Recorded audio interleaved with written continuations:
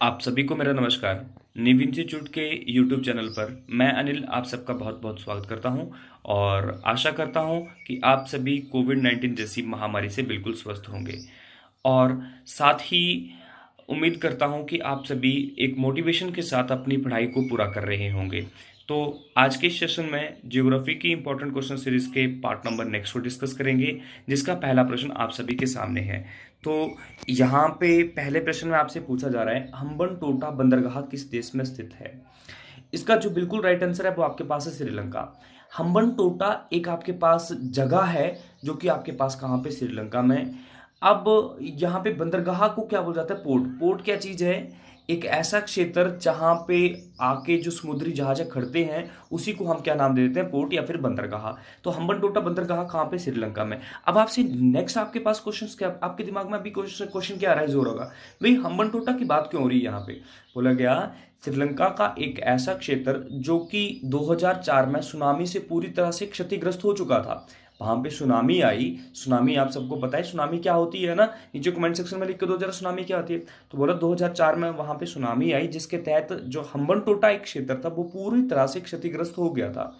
उसके बाद श्रीलंका की गवर्नमेंट ने वहाँ पे बहुत सारे डेवलपमेंट प्रोग्राम स्टार्ट किए, डेवलपमेंट स्कीम्स स्टार्ट करी, जिसके तहत आपके पास एक वहाँ पे पोर्ट या बंदरगाह भी बनाया है, जो कि पूरे वर्ल्ड लेवल पे इंपोर्ट और एक्सपोर्ट करने में सहायक है। तभी हम यहाँ पे किसकी बात करें? हम्बनटोटा बंदरगाह।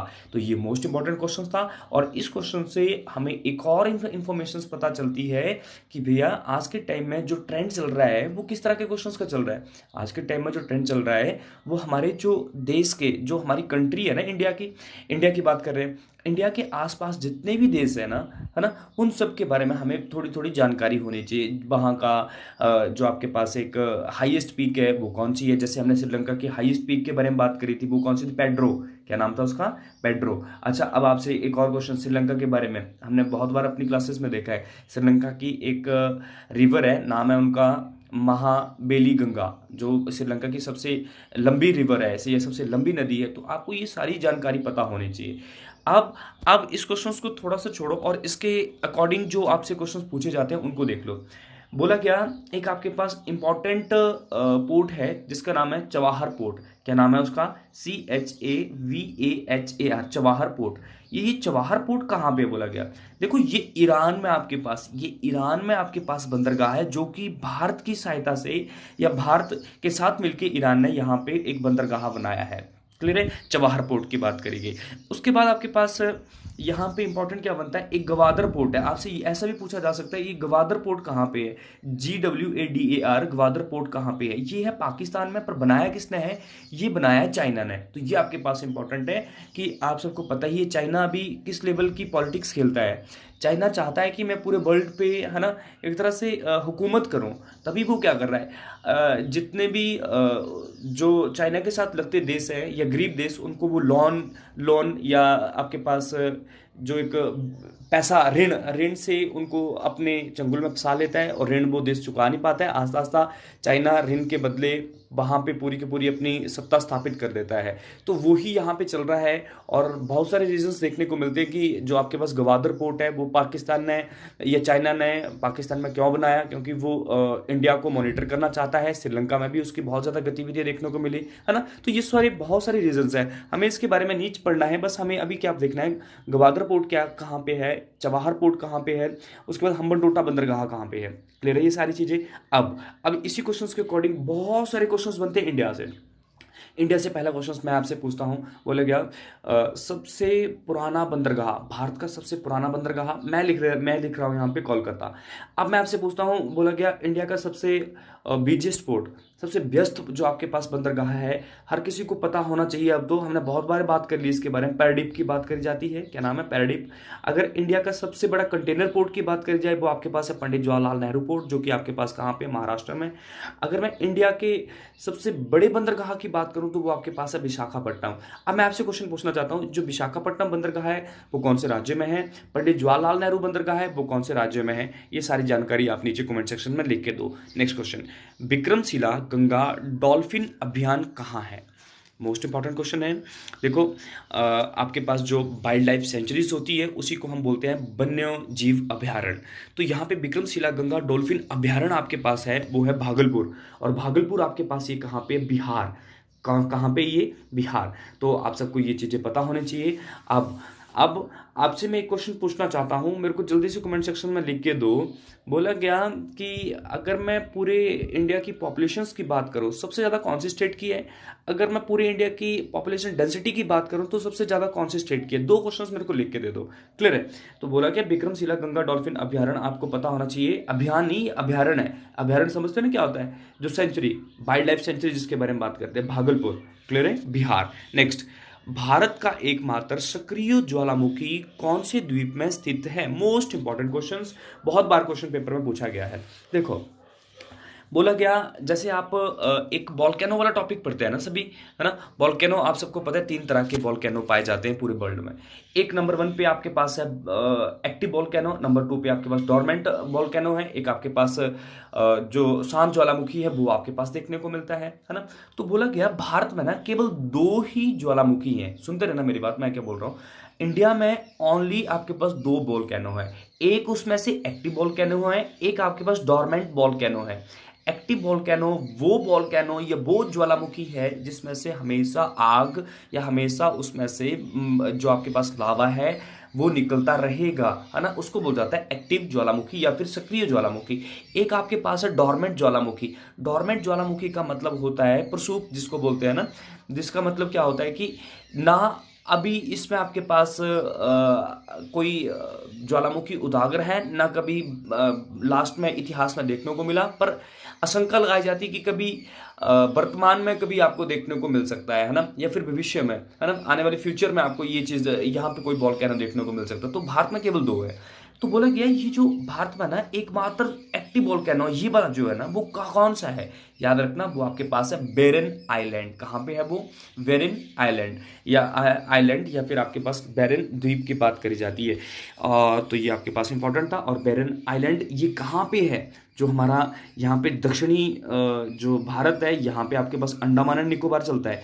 तो बोल जाता है ये निकोबार द्वीप समूह में आपके पास क्या है? बेरन आइलैंड। वहाँ पे एक्टिव वोल्केनो है। और जो दूसरा आपके पास एक ज्वालामुखी भारत में है उसका नाम क्या था? नारकोडम। क्या नाम था? नारकोडम, इस तरह से था। और नारकोडम भी आपके पास अंडमान निकोबार में ही है। और ये कौन से आइलैंड में है ये भी आपको पता होना चाहिए।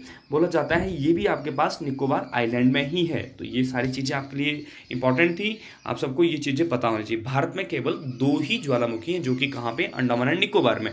एक उसमें से कौन सा है? सक्रिय ज्वालामुखी। और एक आप वहाँ पे कौन सा था? प्रशुपत ज्वालामुखी। नेक्स्ट, खादर किस तरह की मिट्टी है? बहुत सारे क्वेश्चंस हमने यहाँ पे इसी क्वेश्चंस के अकॉर्डिंग देखे हैं। खादर एक भांगर की बात करी जाती है। भांगर आपने बताना है, खादर मैं बता रहा हूँ। बोला गया खादर जो होती है ना एक उपजाऊ मिट्टी होती है। याद रखना, खादर किस तरह की मिट्टी होती है? ये उपजाऊ मिट्टी होती है। उपजाऊ मिट्टी है तो मतलब क्या है? ये नई जलोढ़ मिट्टी है। इसका जो बिल्कुल सही आंसर है वो क्या है? नई जलोढ़ मिट्टी। देखो खादर जो मिट्टी है उसका निर्माण कैसे होता है? आपको पता है कि अगर हम नदियों की बात करें, नदियाँ क्या मैदानों से पहाड़ों की तरफ चलती हैं या पहाड़ों से मैदानों की तरफ चलती हैं? हमेशा जो नदियाँ हैं वो पहाड़ों से निकलती हैं और वो मैदानी क्षेत्रों की तरफ निकलती हैं। पहाड़ों को वो क्या करती है? थोड़ा थोड़ा तोड़ते हुए, या पहाड़ों से जो आपके पास गंध है, या पहाड़ों में जो आपके पास जो भी चीज़ें हैं, मलबा जो भी है, उसको वो साथ में लेके वो कहाँ पे आ जाती हैं? प्लेन एरिया में। वहाँ पे जाके जब वो मिट्टी को इकट्ठा करती हैं उसको बोल जाता है नई जलोढ़ मिट्टी। और ये सबसे उपजाऊ मिट्टी कहलाई जाती है। अब आप सबको ये भी पता होना चाहिए जलोढ़ मिट्टी किस चीज़ के लिए सबसे उपजाऊ है? कौन सी फसल के लिए सबसे उपजाऊ मानी जाती है जलोढ़ मिट्टी? याद रखा जाए, चावल। कहाँ के लिए? चावल के लिए। अब मैं आपसे क्वेश्चन ये पूछना चाहता हूँ कि चावल अनुसंधान केंद्र कहाँ पे है ना? चावल अनुसंधान केंद्र कहाँ पे है? नाम क्या है उसका? जो आपके पास स्टेट है वो कौन सा है? नेक्स्ट, बोले क्या, रामसर संधि एक अंतर सरकारी संधि है जो किसके संरक्षण के लिए एक फ्रेमवर्क प्रदान करती है? इंपॉर्टेंट है ये, थोड़ा सा क्वेश्चन बहुत ही ज़्यादा एक तरह से कॉम्प्लेक्स कर दिया है, पर मैं आपको समझाता हूँ ये क्या है। देखो रामसर ट्रीटी आपको पता होना चाहिए, है ना? रामसर ऐसे लिख लेना आप, है ना? रामसर, रामसर समझौता या रामसर जो ट्रीटी है वो क्या है?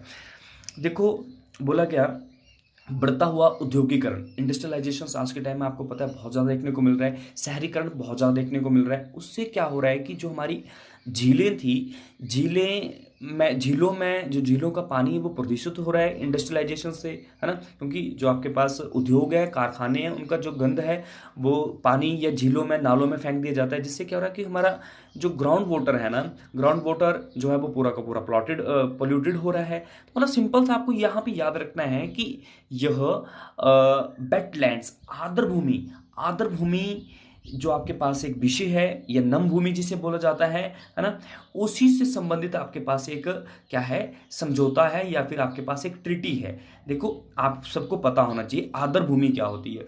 आर्द्र भूमि मतलब एक दलदलीय क्षेत्र। भाई मेरे को बात बताओ, आप पानी हमेशा कहाँ पे स्टोर रहेगा? पानी वहां पे स्टोर होता है ना जहाँ पे दलदलीय क्षेत्र होता है, वहां पे तो पानी होगा। तो जो वो पानी है ना, उसका एक अपना महत्व है। हमने बात करी थी, एक आपके पास वेटलैंड डे भी सेलिब्रेट किया जाता है, अपने करंट अफेयर के सेक्शन में देखा था। वेटलैंड डे कब सेलिब्रेट किया जाता है वो आपने मेरे को कमेंट सेक्शन में लिख के देना है। अब मैं आपको बता रहा हूँ कि आर्द्र भूमि का क्या आपके पास महत्व है। हमने वहां पे देखा कि जो आपके पास आर्द्र भूमि है ना, आर्द्र भूमि जहां पे होगी, मतलब वहां पे आपके पास क्या होगा, पानी होगा। जहां पे पानी होगा वहां पे क्या होगा, बहुत सारे जीव जंतुओं की प्रजातियां पाई जाएंगी। जीव जंतुओं का होना एक अच्छी बात है, क्योंकि अगर हम इस पूरे नेचर की बात करें, एक लाइफ साइकिल है, लाइफ साइकिल को चलाने के लिए हर किसी चीज की एक अपनी इंपॉर्टेंस है। अगर मैं बात करूं, अगर यहाँ पे मानव ही रहे और कोई भी लिविंग थिंग्स नहीं रहे, तो मानव कभी भी सर्वाइव नहीं कर पाता है। हमें अगर अच्छे से सर्वाइव करना है तो यहाँ पे बहुत जो आपके पास पूरे नेचर के द्वारा दिए गए जीव है वो सारे यहाँ पे होने चाहिए। अगर मैं बोल रहा हूँ कि अगर आपके पास वेटलैंड नहीं है, कोई दलदली क्षेत्र जो हमारे थे वो खत्म हो रहे हैं, तो आने वाले समय में समस्या है। क्यों? क्योंकि दलदली क्षेत्र में से ही तो आपके पास जो पानी है वो जमीन के अंदर जा रहा है, वहां से हमें क्या मिलेगा, ग्राउंड वाटर मिलेगा। अब ये दलदली जो आपके पास पानी है, अगर इसमें आपके पास जो इंडस्ट्रीज का वेस्ट मटेरियल है यहाँ पे ये डाल दिया जा रहा है, तो जो आपके पास ग्राउंड वाटर वो भी गंदा हो रहा है। तो इन सभी चीजों को सही करने के लिए आपके पास एक समझौता है, एक ट्रीटी है, जो आपके पास कौन सी कहलाती है, रामसर ट्रीटी या रामसर समझौता, मोस्ट इंपॉर्टेंट था। नेक्स्ट, कांडला बंदरगाह किस राज्य में स्थित है? कांडला बंदरगाह मोस्ट इंपॉर्टेंट है। फिर से देखो, ये आपके पास गुजरात का जो आपके पास एक एरिया है ना, जिसको हम बोलते हैं गुजरात का कच्छ, है ना, यहाँ ये वाला जो एरिया है इसको बोल जाता है कांडला बंदरगाह, है ना। तो बोला जाता है ये जो कांडला बंदरगाह है ये विश्व के साथ आयात निर्यात करता है, मतलब इंपोर्ट एक्सपोर्ट करता है, इसलिए ये फेमस है। गुजरात के कच्छ में आपके पास ये देखने को मिलता है, नाम है कांडला बंदरगाह। अब जल्दी से मेरे को आप लिख के दे दो, महाराष्ट्र में जो आपके पास बंदरगाह है वो कौन सा है, और वो कौन सा फैक्ट लेके चलता है, सबसे बड़ा बंदरगाह है, सबसे व्यस्त है, ये कौन सा है, वो लिख के दे दो जल्दी से। नेक्स्ट, मध्य प्रदेश के भाल घाट की खदाने में कौन सा तत्व पाया जाता है? देखो, ये थोड़ा सा मिस्टेक हो गया, इसमें लिख लेना, यहाँ पे लिख लो भाल घाट, BALGHAT, भाल घाट माइंस, है ना। मध्य प्रदेश में आपके पास खाने हैं जिनको हम बोलते हैं भाल घाट माइंस। मध्य प्रदेश की भाल घाट माइंस में कौन सा तत्व पाया जाता है? इसका जो बिल्कुल सही आंसर है वो है आपके पास कॉपर, या फिर उससे इसको क्या बोला जाता है, तांबा। सही है ये चीजें। भाल घाट जो आपके पास माइंस हैं वो भारत की सबसे बड़ी माइंस या भारत की सबसे बड़ी खानों में से एक है ना, या खदानों में से एक है, ये इंपॉर्टेंट है। अब मैं आपसे क्वेश्चन पूछता हूँ कि भारत में जो आपके पास नमक की खाने हैं ना, वो कौन से राज्य से जुड़ी हुई हैं? तो मेरे को जल्दी से लिख के दे दो, ये सबसे ज्यादा जो आपके पास नमक की खाने वो कहाँ देखने को मिलती है। नेक्स्ट आपके पास था, हवा, पानी और जलवायु की क्रिया द्वारा चट्टानों को टूटने की प्रक्रिया क्या कहते हैं? सिंपल सा क्वेश्चन है, पर ये बहुत ही घुमाने वाला प्रश्न है। देखो, इस क्वेश्चन को आपने एक बार इंग्लिश में लिखना है, अपनी कॉपी में लिखते चलो। Breaking process of rocks due to wind, water and climate is known as. समझ रहे हो मेरी कहानी? बोला गया चट्टानों का टूटना किसकी वजह से, पानी, हवा और मौसम की वजह से टूटना क्या कहलाता है? तो इसका जो बिल्कुल सही आंसर है वो आपके पास है वेदरिंग। क्या नाम है? वेदरिंग। यहाँ पे याद रखना, ये इरोजन की बात नहीं होगी। हम मैक्सिमम स्टूडेंट्स या, है ना, जिन्होंने ये क्वेश्चन नहीं देखा है वो हमेशा यहाँ पे क्या टिक करके आता है, इरोजन, जो कि गलत है। इरोजन का मतलब होता है मृदा अपरदन। वो मिट्टी को काट रहा है, यहाँ पे चट्टान को काटने की बात कर रहा है वो। क्लियर है ये चीजें? तो यहाँ पे आपके पास क्या ऑप्शन था? Option number B, weathering. Clear है चीजें? नेक्स्ट, कौन सी नदी हिमालय अपवाह तंत्र का हिस्सा नहीं है? देखो, हिमालय अपवाह तंत्र का मतलब क्या है कि हिमालय आपके पास, आपको पहले तो ये पता होना चाहिए हिमालय है कहाँ पे। ये आपके पास इस तरह से मान लो, आपके पास इंडिया का कोई नक्शा, अगर मैं इंडिया के इस चार्ट की बात करूं तो यहाँ से हिमालय स्टार्ट होता है। हिमालय को हमने पढ़ा है, हिमालय को 4 पार्ट्स में हम पढ़ते हैं। वो कौन कौन से 4 पार्ट्स है नीचे कमेंट सेक्शन में लिख कर दो। प्लस आपने मेरे को बताना है पूरे वर्ल्ड की जो हाईएस्ट पीक्स हैं वो कौन सी हिमालय में है। प्लस आपने मेरे को ये भी बताना है कि जो भारत की सबसे ऊंची चोटी है वो कौन से हिमालय में आती है। क्लियर है।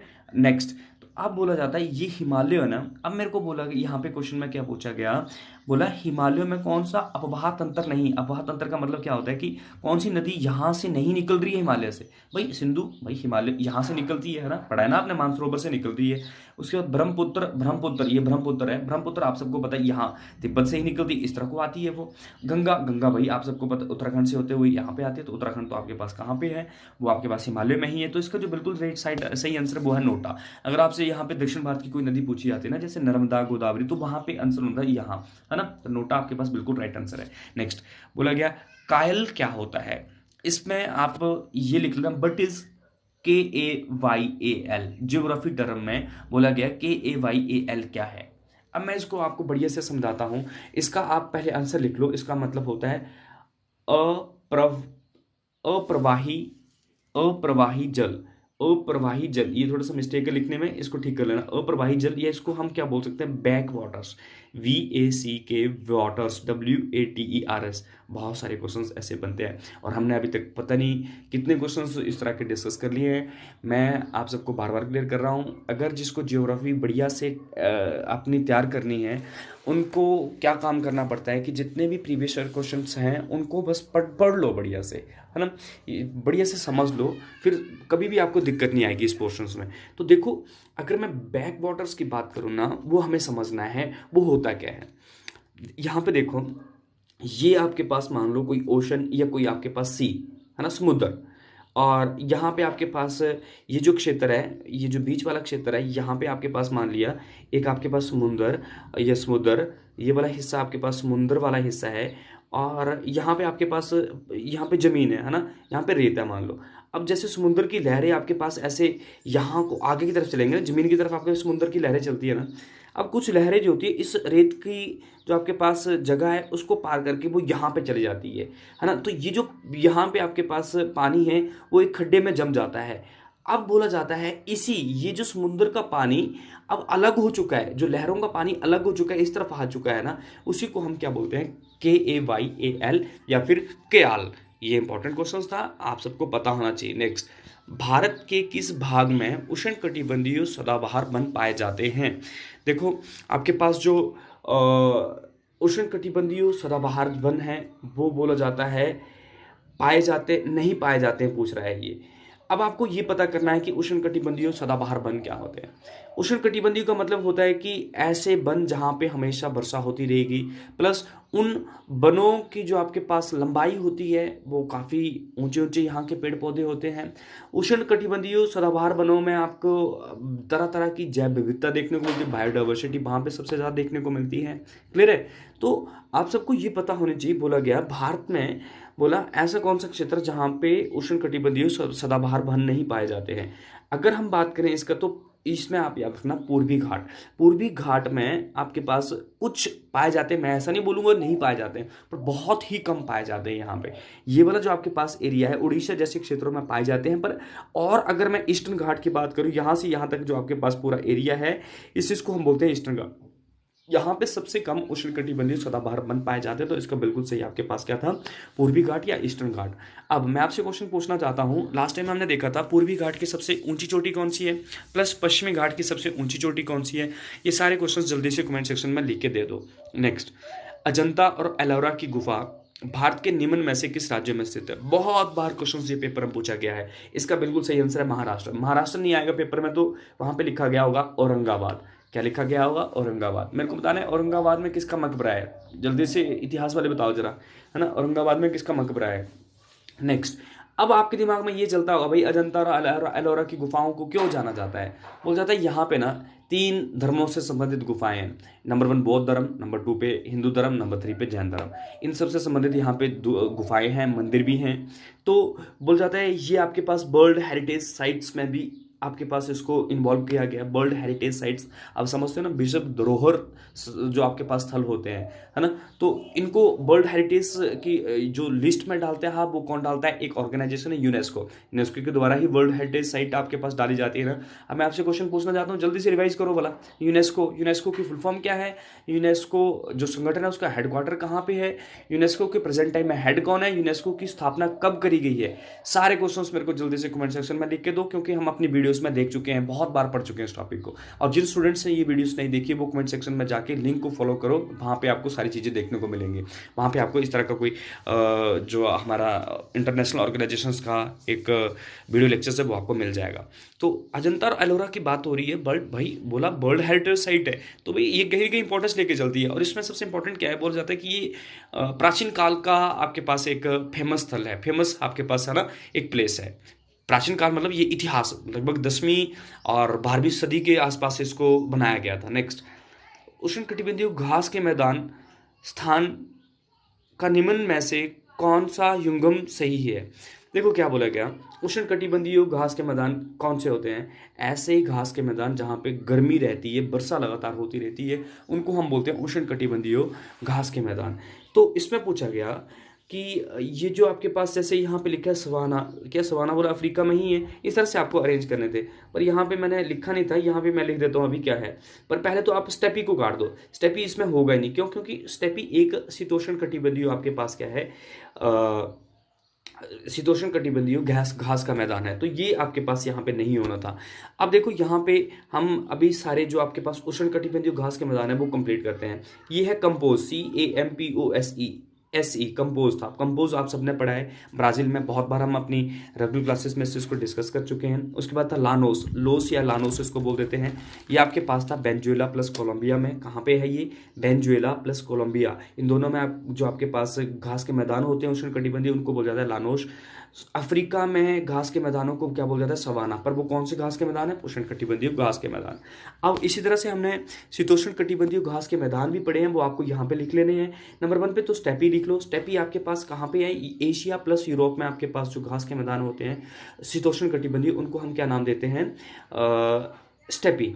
उसके बाद आपके पास एक एक प्रेरी नॉर्थ अमेरिका में है। साउथ अमेरिका में जो आपके पास अर्जेंटीना है, अर्जेंटीना में पंपास। और बेल्ट आपके पास दक्षिण अफ्रीका में, डाउन्स आपके पास ऑस्ट्रेलिया में। अब मैं आपसे क्वेश्चंस पूछता हूँ, आपने मेरे को क्या करना है, बढ़िया से उष्णकटिबंधीय के घास के मैदान नीचे लिख के देने हैं सारे के सारे, कौन सी जगह में है, और शीतोष्ण कटिबंधीय के जो आपके पास घास के मैदान है वो कहाँ पे है। ये क्वेश्चंस अपनी मर्जी से मैं नहीं पूछ रहा हूँ, ये सारे क्वेश्चंस आपके पास प्रीवियस। नंबर 14 था, बोला गया शैवाल, काई और छोटी झाड़ियाँ किस प्रकार की वनस्पति है? ये कार्ड लिख दिया है यहाँ पे, कार्ड पढ़ रहे होंगे आप, पर काई लिखना है यहाँ पे, है ना। तो देखो, अगर मैं इस क्वेश्चंस की बात करूँ तो पहले आप वनस्पति को समझ लो, वनस्पति क्या होती है। पौधों की जातियों को हम क्या बोलते हैं? वनस्पति। अब बोला गया ये आपके पास मोस, लिकन, जो स्मॉल श्रब्स हैं, यही आपके पास शैवाल, मोस, अगर काई की बात करें लिकन, और अगर मैं छोटी झाड़ियों की बात करूँ तो स्मॉल श्रब्स। तो ये आपके पास जो वनस्पति है ये कहाँ पे होती है? ये हाइट, ऊंचाई वाले क्षेत्रों पे। देखो अगर मैं बात करूँ, ये हिमाचल प्रदेश के सबसे हाईएस्ट पीक की बात करूँ, है ना, तो आपके पास कौन सी है हाईएस्ट पीक? जो है वो सिल्ला, है ना, या सिल्ली जिसको आप बोलते हो, है ना। तो यहाँ पे क्या बोल जाता है कि अगर मैं वहाँ की बात करूँ तो यहाँ पे आपके पास क्या है, ये जो ऊपर वाला क्षेत्र है ना, है ना, ऊपर वाले क्षेत्र की बात करें, यहाँ पे आपके पास बर्फ भी देखने को मिलेगी। तो यहाँ पे आपके पास क्या होता है? हाइट होती है। इस हाइट पे जाने के बाद ऑक्सीजन की मात्रा कम हो जाती है। तो यहाँ पे जो पेड़ पौधों की प्रजातियां हैं वो कौन सी देखने को मिलती हैं? वो छोटी छोटी आपके पास पेड़ पौधों की प्रजातियां देखने को मिलती है, जिसको हम बोलते हैं टुंड्रा वनस्पति। क्या बोलते हैं उसको? टुंड्रा वनस्पति। अब आपको क्लियर हो चुका होगा। नेक्स्ट, टैगा या फिर ताइगा वन किस देश में पाए जाते हैं? इंपॉर्टेंट है, ये वर्ल्ड जियोग्राफी में से आपके पास एक क्वेश्चन है, बहुत बार पेपर में ये क्वेश्चन पूछा जाता है। बोल जाता है टैगा वनस्पति या टैगा जो वन है वो कहाँ पे पाए जाते हैं? तो इसका जो बिल्कुल सही आंसर है वो आपके पास है रशिया। रशिया। अब ये जरूरी नहीं है कि टैगा वन यहाँ पे पाए जाते हैं रशिया में, मैं आपको समझा देता हूँ इसका क्वेश्चन का आपका आंसर कैसे देना है। बोल जाता है कि ये आपके पास एक अमेरिका, नॉर्थ अमेरिका, यहाँ पे आपके पास यूरोप, यहाँ पे आपके पास एशिया। इस तरह से याद रखो। नॉर्थ अमेरिका का जो कनाडा वाला हिस्सा है ना, बोला विश्व का दूसरा सबसे बड़ा देश नाम है कनाडा। अब बोल जाता है कि यहाँ पे कनाडा पकड़ लो, यहाँ पे फिनलैंड पकड़ लो, स्वीडन पकड़ लो, यहाँ पे रशिया पकड़ लो, उसके बाद जापान पकड़ लो। ये जो सारे ऊपर वाले आपके पास देश है ना, यहाँ पे आपके पास जो वन है उनको बोला जाता है टैगा वन या फिर ताइगा वन। तो इसका जो बिल्कुल सही आंसर था वो प्रश्न नंबर 16 था, त्र्यंबकेश्वर किस नदी का स्रोत है? देखो, अगर मैं इस क्वेश्चन के अकॉर्डिंग बिल्कुल राइट आंसर देखूं तो वो ऑप्शन नंबर सी है, नाम है गोदावरी। क्या नाम है? गोदावरी। बोला गया कि त्र्यंबकेश्वर जो है वो नासिक नासिक जो आपके पास एक शहर है, वहाँ पे आपके पास एक गांव है त्र्यंबकेश्वर। तो वहाँ से आपके पास जो नदी निकलती है वो आपके पास है गोदावरी। और नासिक कहाँ का आपके पास एक क्षेत्र है? वो है महाराष्ट्र। कहाँ का क्षेत्र है, किस राज्य में आपके पास ये नासिक है? वो है महाराष्ट्र में। तो ये सारी चीज़ें इंपॉर्टेंट थी। अब इसी क्वेश्चन के अकॉर्डिंग आपसे क्या क्वेश्चन पूछा जाता है, जैसे कृष्णा की बात करी जाती है ना, कृष्णा जो है वो महाबलेश्वरम महाबलेश्वरम आपके पास एक क्षेत्र जो कि पश्चिमी घाट के आसपास आपके पास एक पहाड़ी है, वहाँ से आपके पास कृष्णा नदी निकलती है, ये भी इंपॉर्टेंट है। और अगर मैं आपसे क्वेश्चंस पूछूं, जैसे आपसे क्वेश्चंस क्या बनता है, रिवर के अकॉर्डिंग क्वेश्चन आया ना, भारत की सबसे लंबी नदी कौन सी है? गंगा। भारत की सबसे बड़ी नदी कौन सी है पानी के हिसाब से? ब्रह्मपुत्रा। भारत की जो दक्षिणी भारत है, दक्षिणी भारत की सबसे बड़ी नदी या सबसे लंबी नदी कौन सी है? वो आपके पास है गोदावरी। बोला गया भारत की जो बूढ़ी नदी है जिसको बोल जाता है, वो भी आपके पास कौन सी? गोदावरी। प्लस आपसे क्या क्वेश्चंस बनता है, सारे क्वेश्चंस रिपीटेड हैं, देखते चलो सबके सब है ना। अब बोला जाता है भारत की सबसे ये दक्षिण भारत की जो गंगा है वो किसे कहा जाता है? दक्षिण भारत की जो गंगा है उसे हम कृष्णा नदी के नाम से जानते हैं। क्लियर है? तो ये सारी चीज़ें आपको पूरी क्लियर होनी चाहिए। अब मेरे को आपने बता देना है कि गंगा की जो लंबाई है वो कितनी है ना? लिख के दे दो जरा, गंगा की लंबाई कितनी है। नेक्स्ट, पृथ्वी की सबसे ऊपरी सतह या परत को क्या कहा जाता है? देखो, पृथ्वी पृथ्वी क्या है? एक ग्रह है जिसके ऊपर हम बैठे हुए हैं। तो पृथ्वी की ऊपर की सतह पे हम बैठे हुए हैं ना, जहाँ पे आप लोग चल रहे हो ना, उसको एक नाम दिया गया है हमारे वैज्ञानिकों के द्वारा। ये मान लो यहाँ पे हम चलते हैं तो इसको क्या बोल जाता है? क्रस्ट, या हम इस चीज़ को भूपर्टी या भूपटल भी इसको बोल जाता है।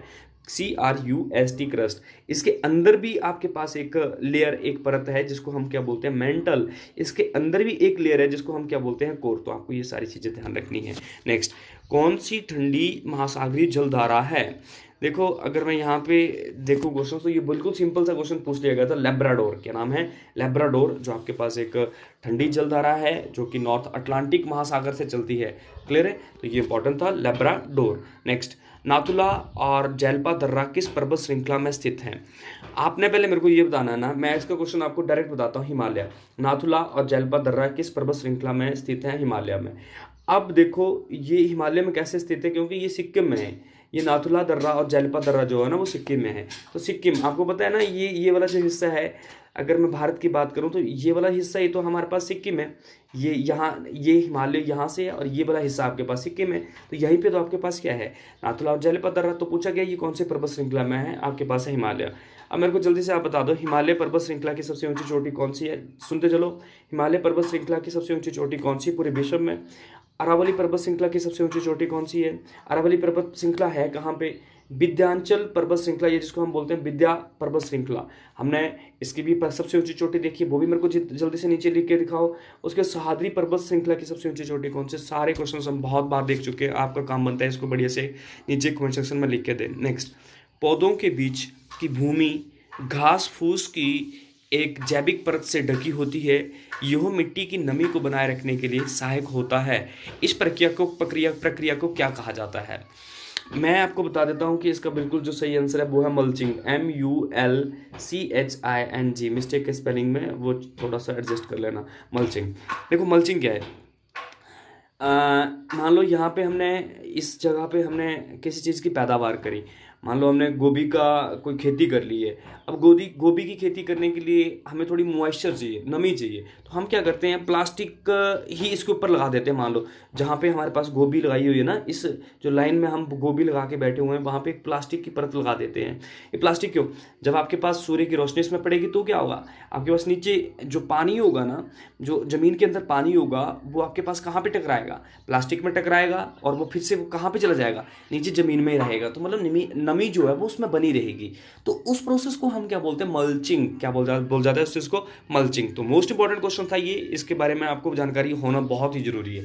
काली मिट्टी अधिकतर भारत के किस भाग में पाई जाती है? लास्ट क्वेश्चन है, इसका आंसर मैं बोल रहा हूँ, उसके बाद आपने मेरे को बताना है कि ये काली मिट्टी किस चीज़ के लिए उपयोगी है।